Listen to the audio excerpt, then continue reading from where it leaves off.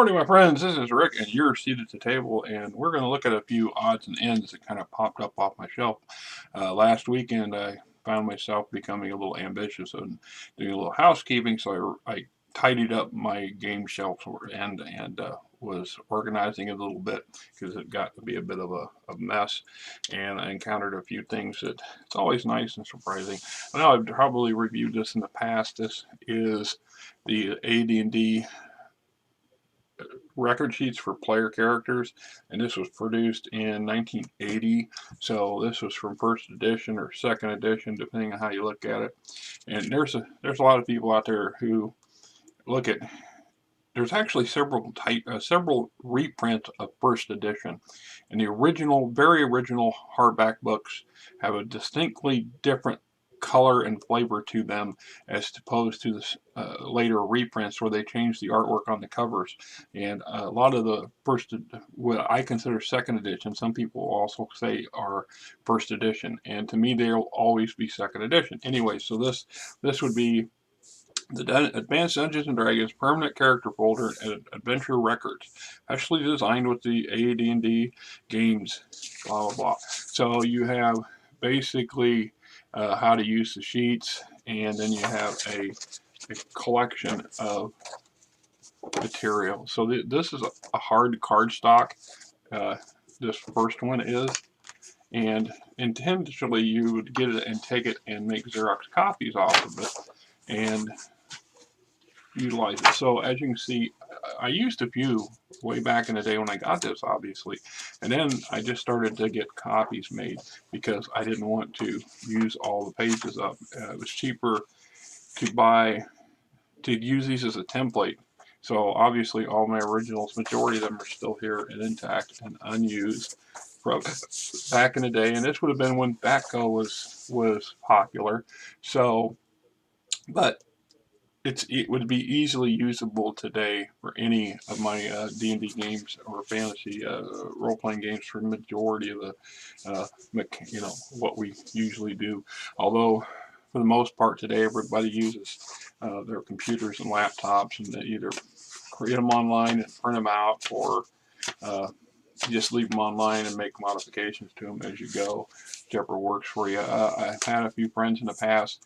What they did was they would make your online character sheets, and then they would print a copy, and that would be their scribble copy for the game or the session, and then they would take it home and then update their character sheet by any changes that was needed to make, and then print a new one out for the next campaign. But like I said, it's always a nice little extra. This here is a supplement that actually belongs in this box here, which is why I threw it on here. This box is for Forgotten Realms. I'm not sure right off the bat what year this came out, but I want to say the late 80s. But it's a series of different campaign locations and things.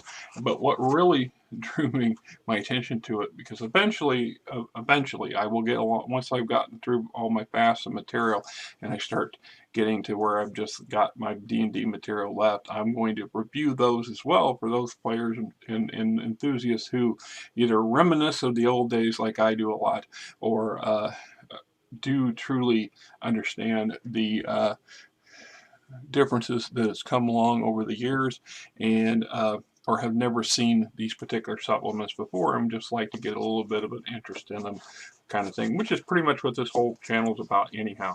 And I appreciate the 228 subscribers that I have managed to accrue over the last 5 years, and I'm grateful for your continued patronage as a subscriber.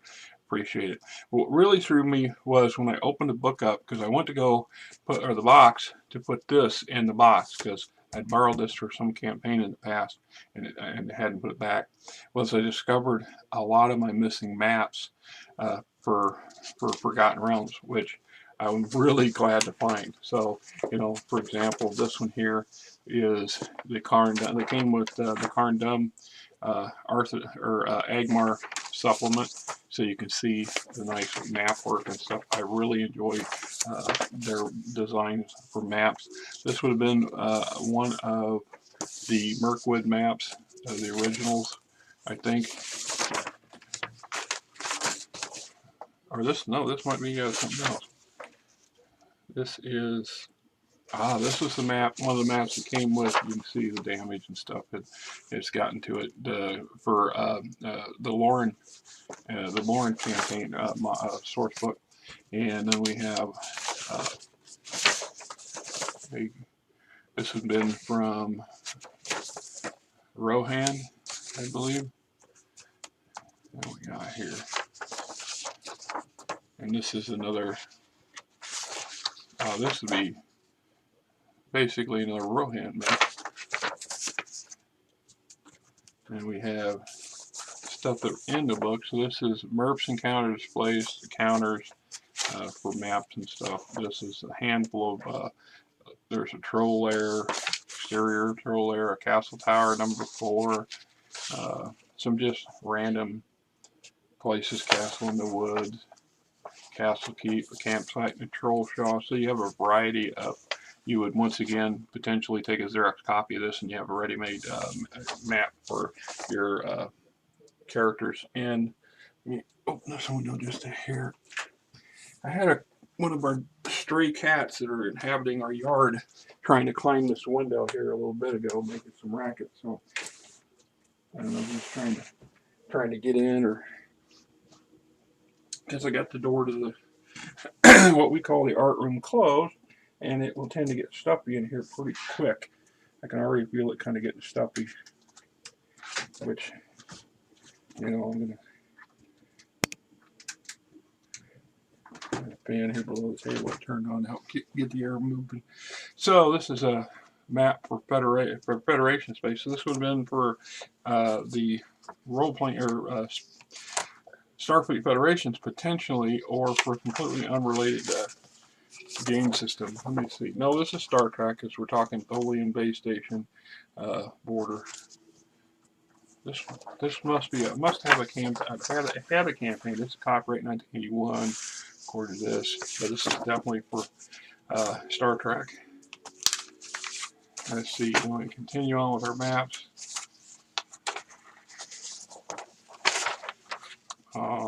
Yeah, this has been one of the far-haired or related modules.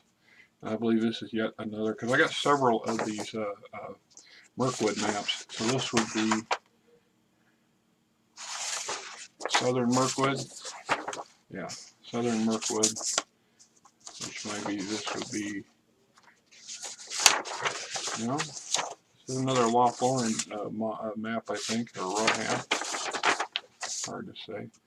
Let's see what's this. This was another different version of an Advanced Dungeons and Dragons character sheet. This would have definitely been from the early 80s, because I haven't talked to this. This was a fellow I went to high school with.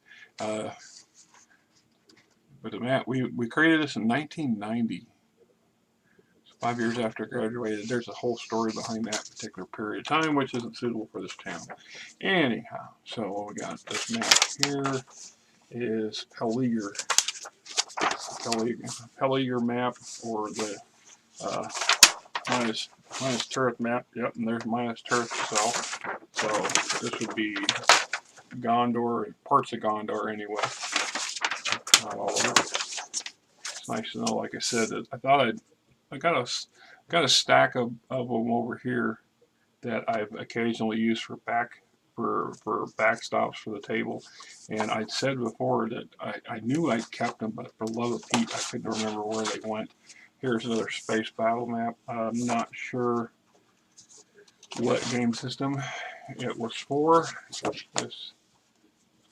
hard to say. I just know that it would be useful for any space or waterborne combat, or just plain empty space field. So we have a Shadowrun poster that I never put up, and looks like another Shadowrun, another Shadowrun poster that I never. Well, this one actually must have been on my wall at some point. Which one I don't know. I don't know which place, where it was in my parents' basement or something, one of the apartments or stuff I'd rented when I was a younger person. Let's see. The Kingdoms that Come are a fantasy campaign setting. Well, I cannot tell you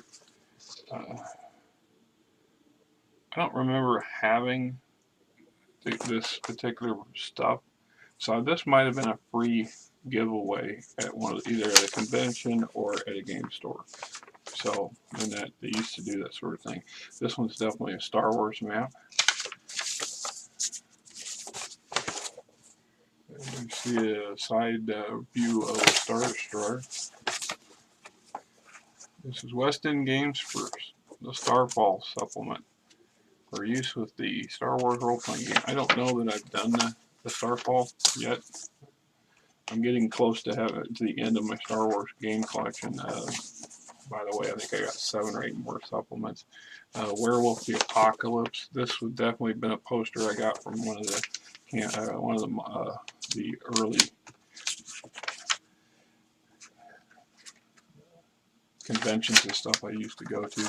So here is Shadowrun, little booklet introduction. Worm Talk to Years 2050. Little information. This either came with something I bought for Shadowrun, which I have quite a collection for Shadowrun, so I intend to take advantage of it and use it.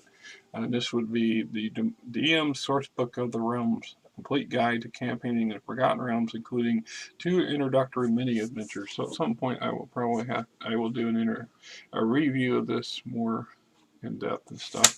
But this was the actual material that comes in the box. So that tells me that this one here belongs to a different box.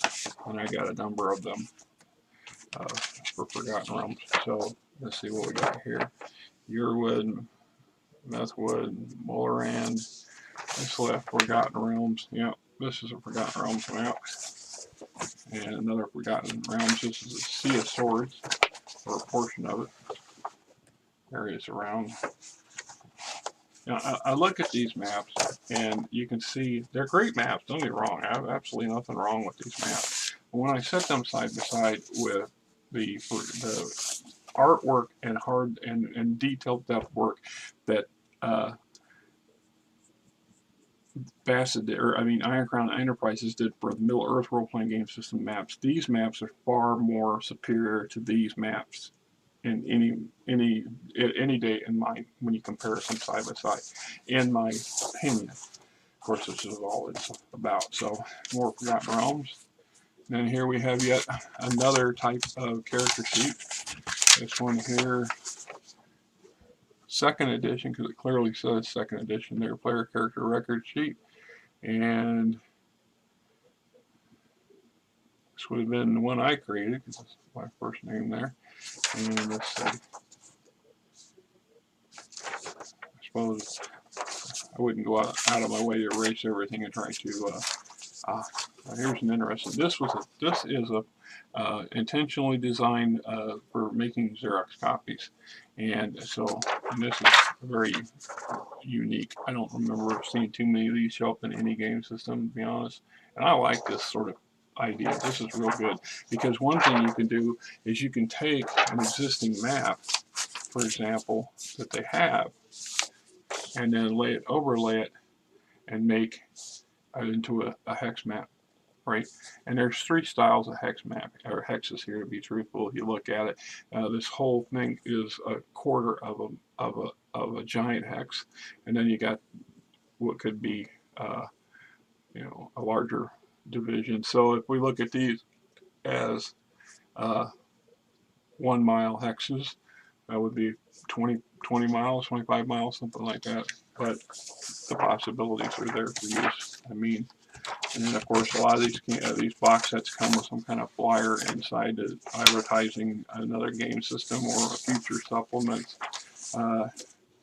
Here's for a subscription for Dragon, or to sign up for Dragon Magazine or Dungeon Adventures. And I never got a full-on subscription to Dragon or Dungeon, although I kind of wish I had. It's at the time, like a majority of my life, it's a money thing. I didn't see it as a good enough buy, or I wasn't interested in it deeply enough to want to invest $30 a month or a year for a subscription back then. And much to my loss, is what it is. So, like I said, this is a nice little uncovering of missing maps and stuff, and I suspect I still have other maps that are not accounted for, and I would not be surprised if they don't pop up in other books or in other box sets that I have yet to open and dig in and dig through. I know that some did get lost and destroyed when some of my material had gotten put into some dubious storage at my parents' house, and I did a video about that a long, long time ago, so it's not any big deal now. Until next time, this is Rick, and I hope you guys have a great weekend.